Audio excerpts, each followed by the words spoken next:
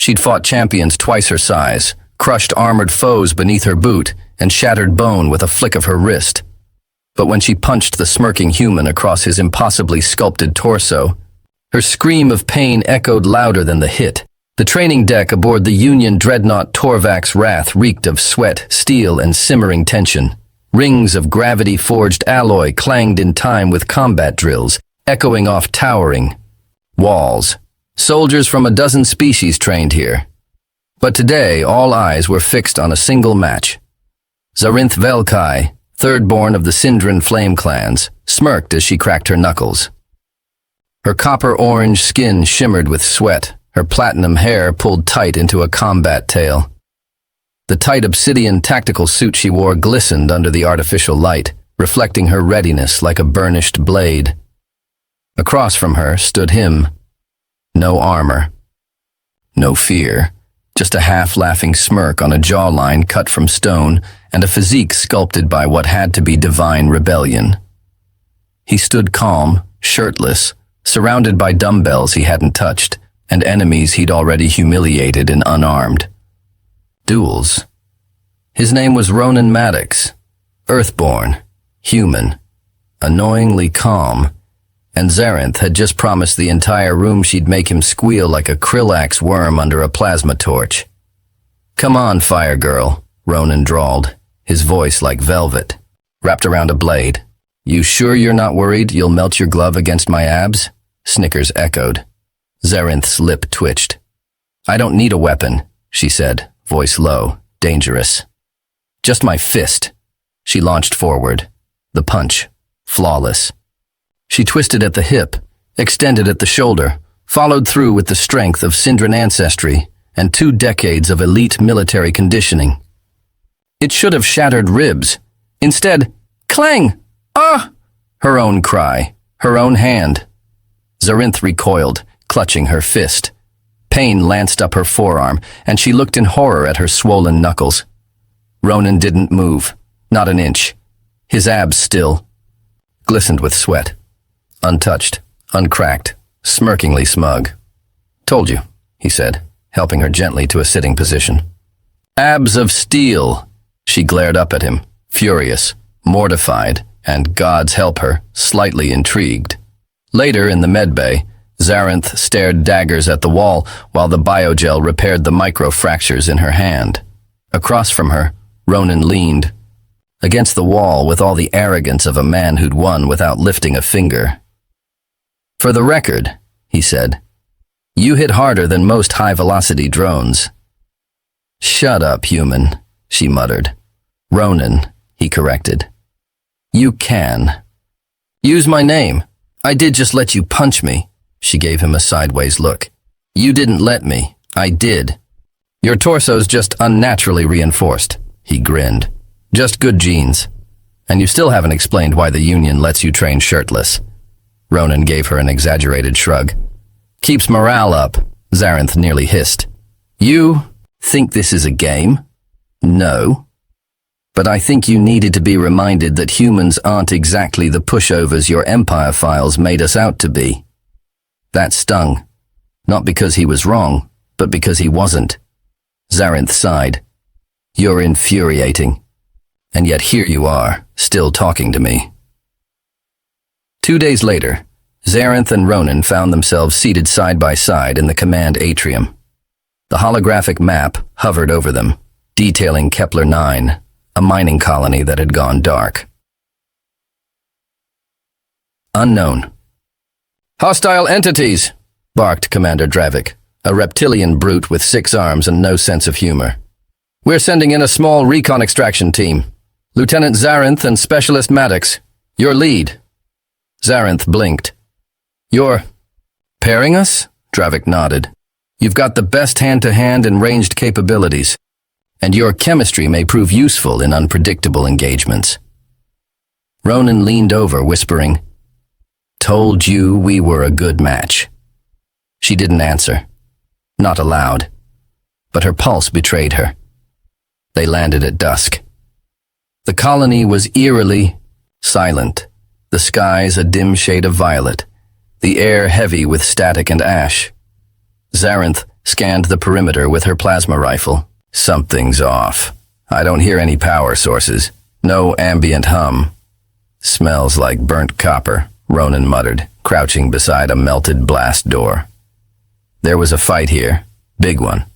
They moved as a unit, her scanning corners, him watching the shadows. She was used to working alone. Trust was a fragile thing in war. But Ronan, he moved with ease, confidence. He didn't second-guess her, didn't try to take over. Just watched her back.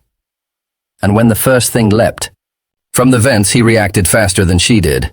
It was massive, spindly and tall, with biomechanical limbs and glowing red eyes. Zarinth fired, but its armor deflected her shot. Ronan didn't hesitate. He closed the distance in a blink, vaulted off the wall, and drove his knee straight into the creature's face. Crunch. It fell. Broken. She stared. You took down a Class 5. Drone with your knee? He grinned. Told you the abs aren't the only thing reinforced. But the attack wasn't over. They came in waves, skittering, clicking, screeching. Zarinth fought beside him, fluid and furious. Plasma bolts flew. Ronan's fists cracked alloy and spine.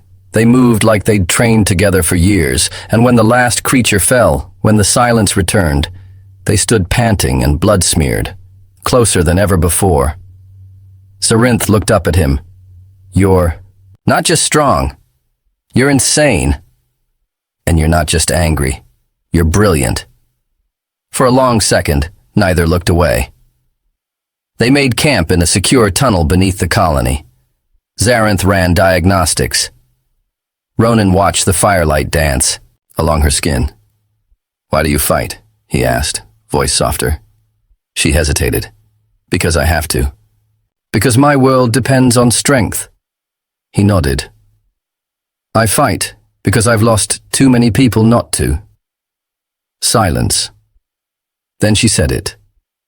Quietly. You're not what I expected of a human. And you're exactly what I expected of a Syndran. That earned a chuckle.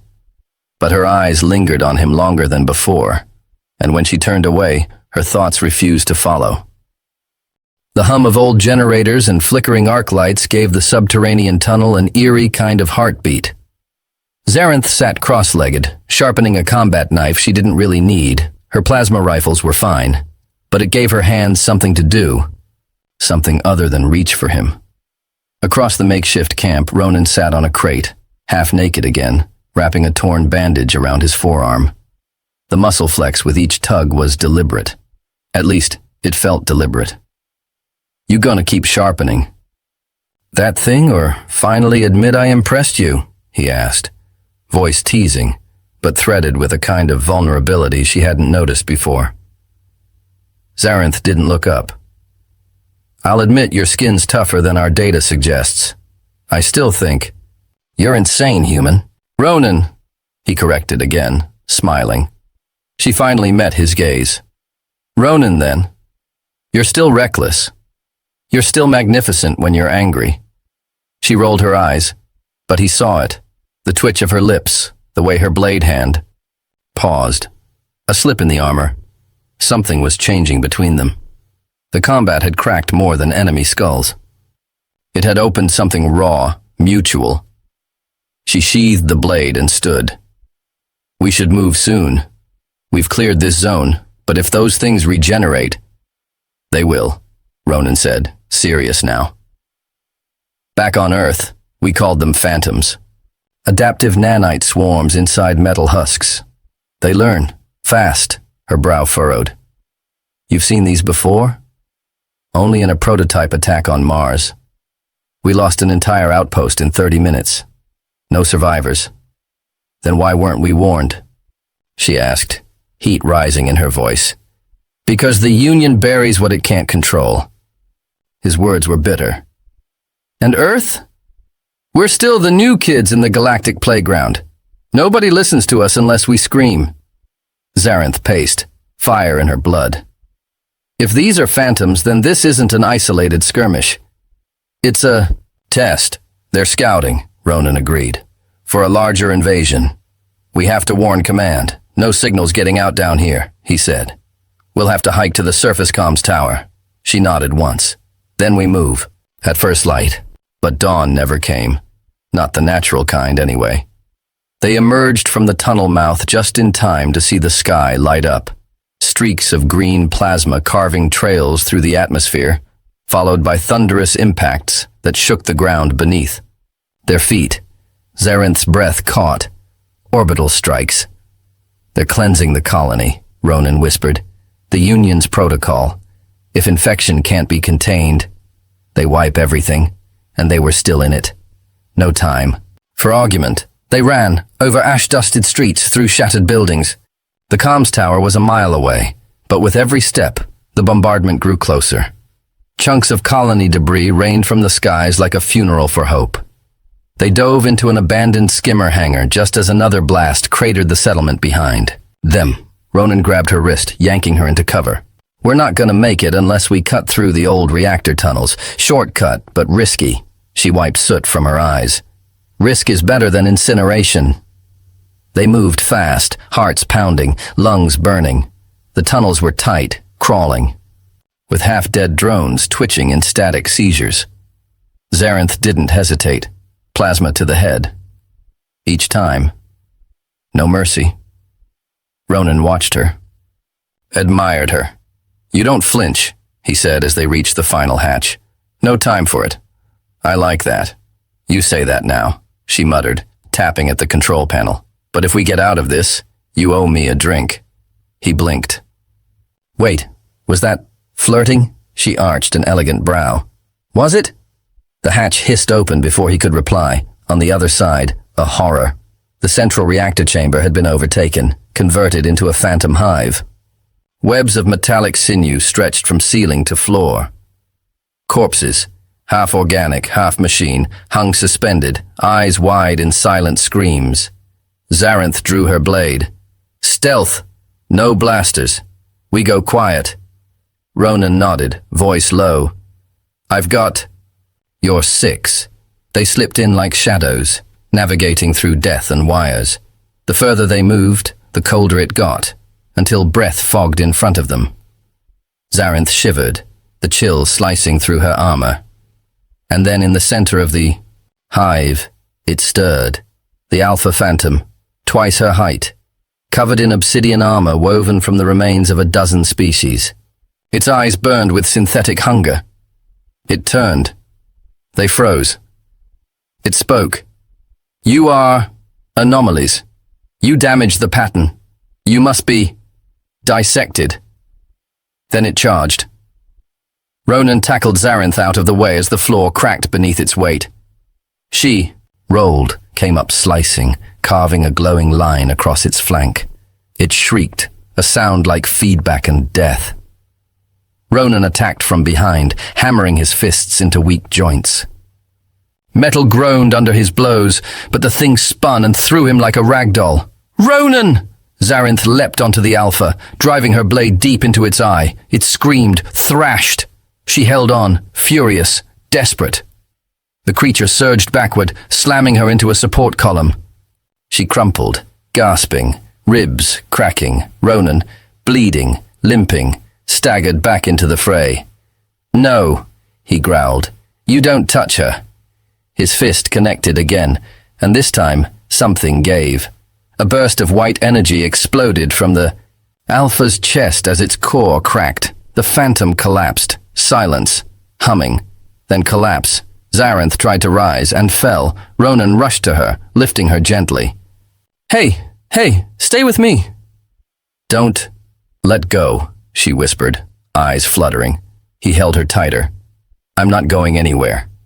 They limped the last quarter mile together, leaning on each other. At the comms tower, Ronan set her down and activated the emergency beacon. Flames danced in the horizon. Time ticked slower. She looked up at him, fingers brushing his arm. We're not dead yet? He smiled through blood. Not even close.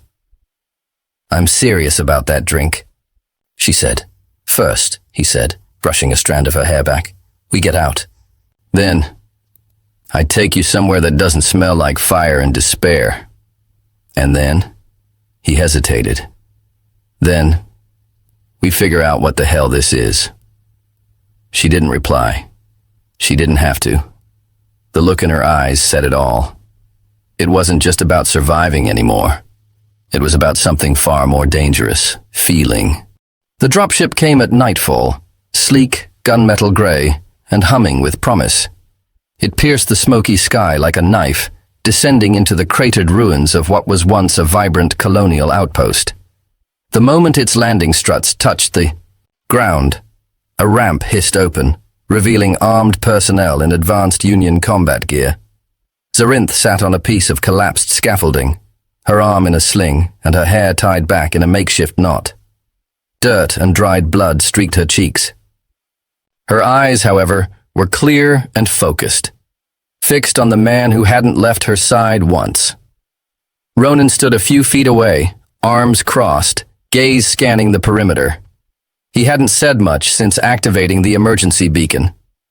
The adrenaline had worn off, and reality had crept in. What they'd fought, what they'd seen, it was bigger than them both. As the rescue team approached, one of the officers raised his visor. "Are you the source of the beacon?" Ronan nodded. "Yeah, you're late." The soldier didn't smile.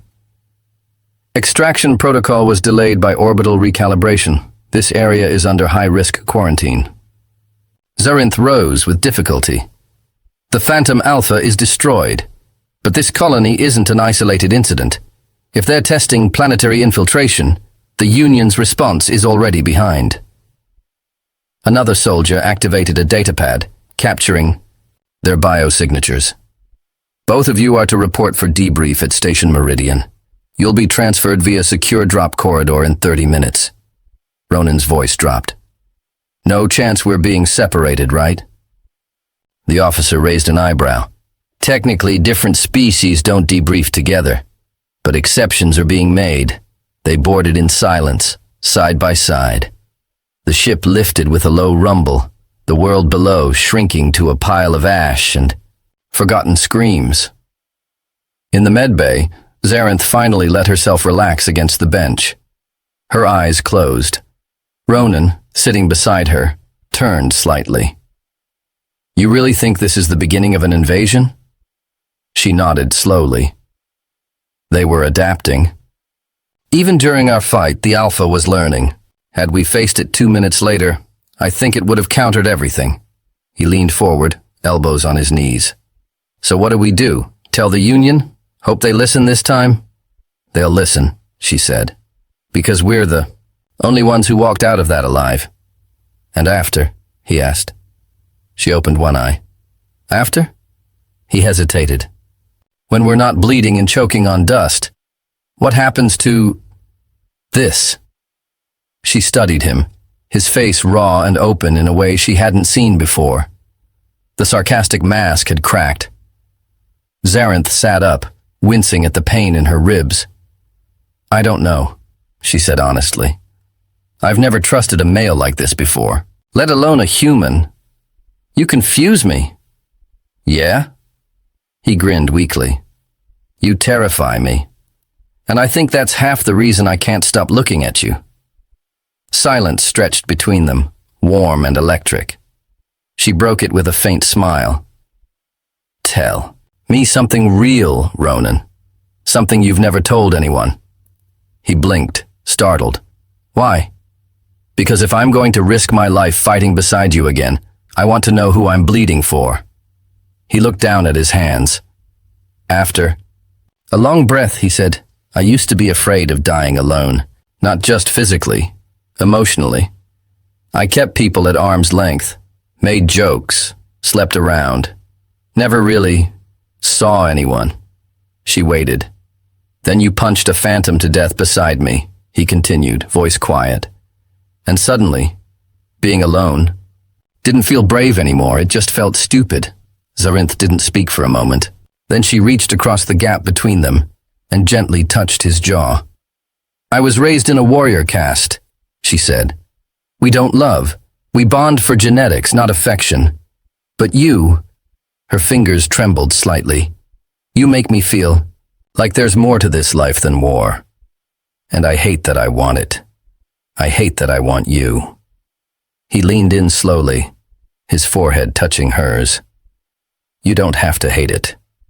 We're alive. That's rare enough. The dropship jolted as it entered, the orbital cradle of Station Meridian. Through the viewport, the stars spread out in glimmering silence. Inside, the war had paused, but only for a breath. Station Meridian was the Union's primary deep space hub, a rotating city of chrome and light, orbiting a dead moon like a vulture.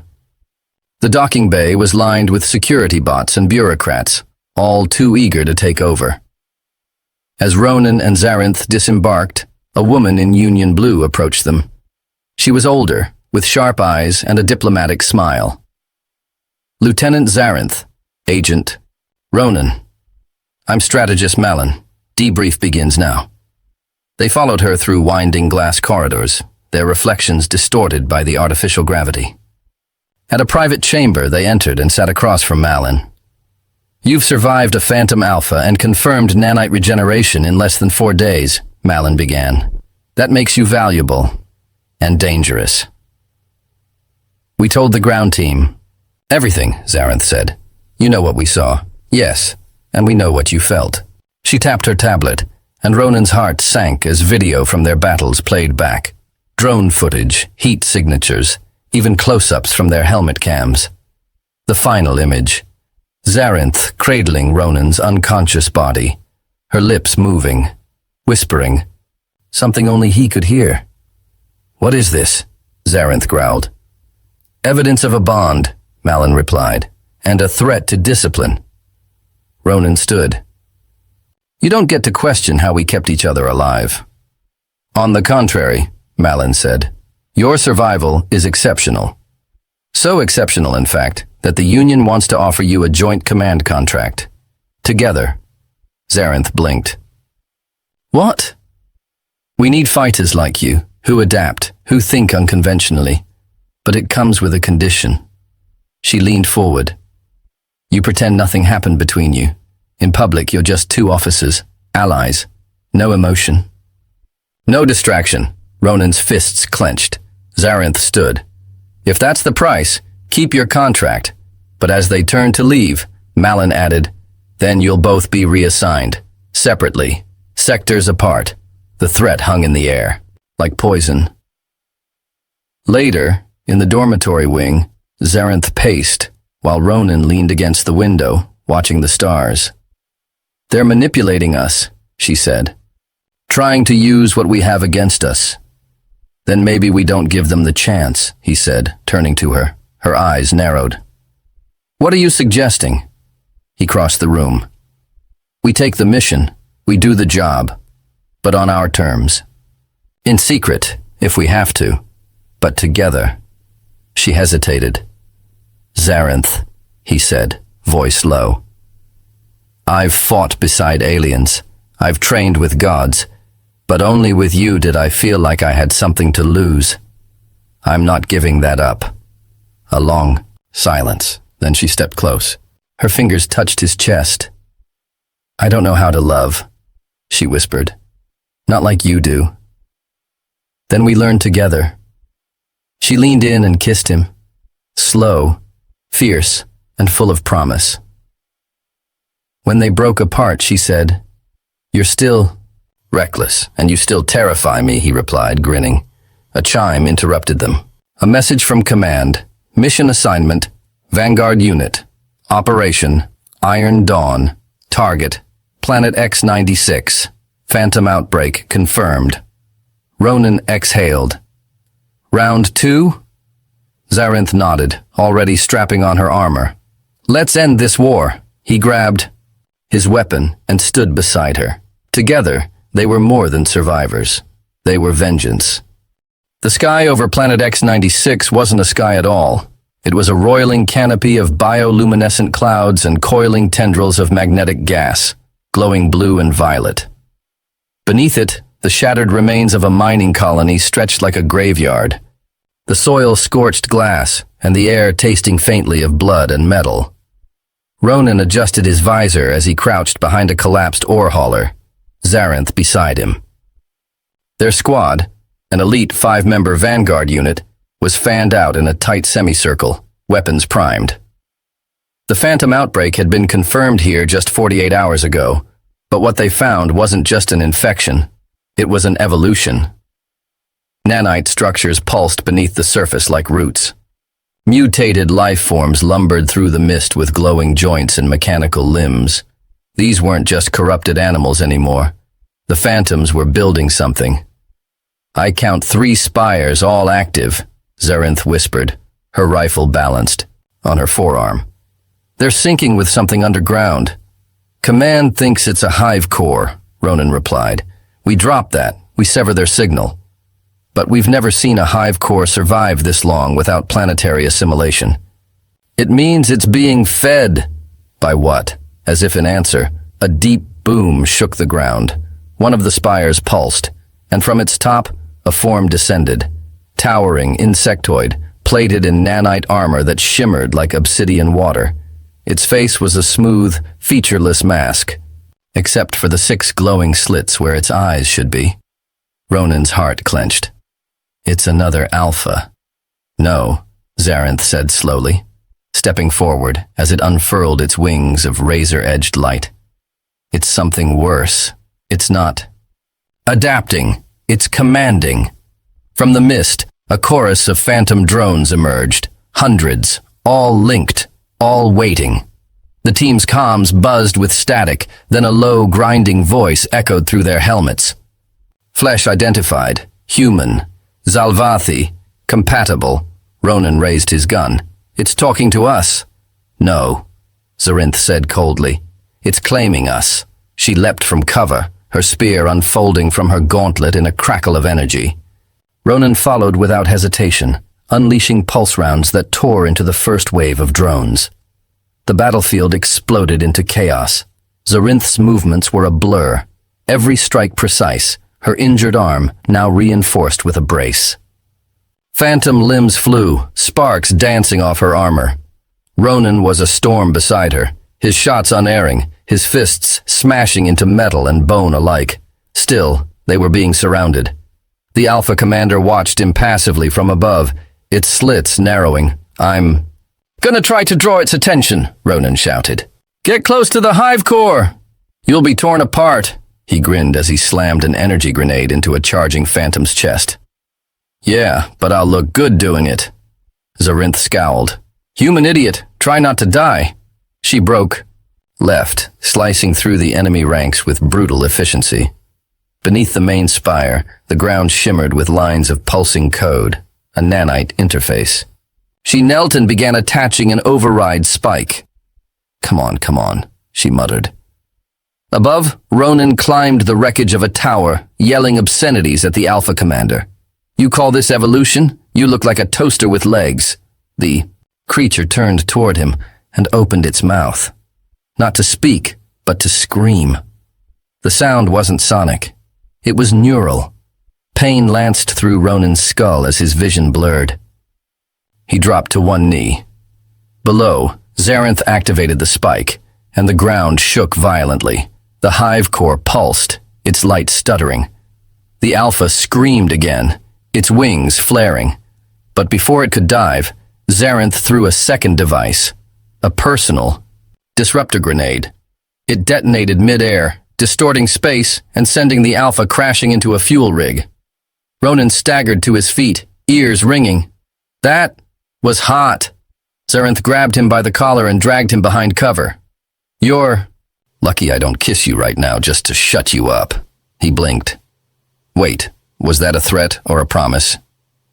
The hive core started to collapse, its synchronization breaking. The phantom drones froze, then jerked, then began to scream, a digital shriek that shattered glass and eardrums. "We need to get out of here, now!" Zarinth barked.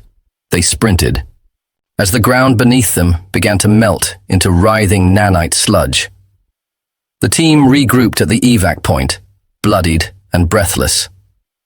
Behind them, the hive core imploded, in a black flash that devoured everything within a kilometer. As the dropship lifted, Ronan slumped into a seat, his chest heaving. Zarinth dropped beside him, arm over her eyes. "Status?" their pilot called. "Target neutralized," Zarinth replied. "But it's not the last." "Understood. You've been reassigned." "To where?" Ronan asked. The pilot turned. "To the front." The war just escalated. Back on Station Meridian, the aftermath was immediate. The Union released classified updates. Phantom command units identified. Hive intelligence confirmed. Cross-species task forces assembled. Zarinth and Ronan were at the center of it. They stood in front of a briefing room of elite officers, sharing what they'd learned. The recordings of the Hive core collapse played behind them. Charts of Phantom. Evolution patterns filled the screens. After the debrief, strategist Malin approached, arms crossed. "You disobeyed every protocol, engaged without authorization, and nearly destabilized a quadrant." Ronan smirked. "You're welcome." Malin handed them new orders. "Command has approved permanent joint deployment, on one condition." Zarinth sighed. "Let me guess. No relationship, no affection. Just soldiers." "No," Malin said slowly. "This time, we want you exactly as you are, because that's what scares them." Ronan blinked. "Wait, are you saying—" "You two broke the pattern. Your bond corrupted their scan matrix. The Hive couldn't adapt to you. You were unpredictable." Zarinth looked at Ronan, a slow smile blooming on her face. "So our chemistry saved the galaxy?" "More or less," Malin said dryly. "But keep it in the armor." Outside, as the artificial sun rose over the station, Zarinth and Ronan walked the observation deck in silence. "You okay?" he asked. She nodded. "I'm still sore. Still. Processing. But I think I finally understand." "What?" "What it means to want someone more than victory." He stopped walking. "That's big coming from you." She turned, stepped close, and placed a hand on his chest. "This? You and me? It's more than war, and I want it. No more pretending." Ronan's heart skipped. "So this isn't another headbutt, right?" She laughed. "No, but if you make another toaster joke, I might throw you out an airlock." He kissed her then, slow, deep, and unapologetically real. When they broke apart, Zarinth whispered, "Let them watch. Let the Phantoms adapt to this," he grinned. "They won't stand a chance." Together, they turned toward the star-filled void. 2 warriors, 1 bond, and 1,000 battles ahead. But they would face it all side by side. Because love, it turned out, was the one weapon the Phantoms could never replicate. The end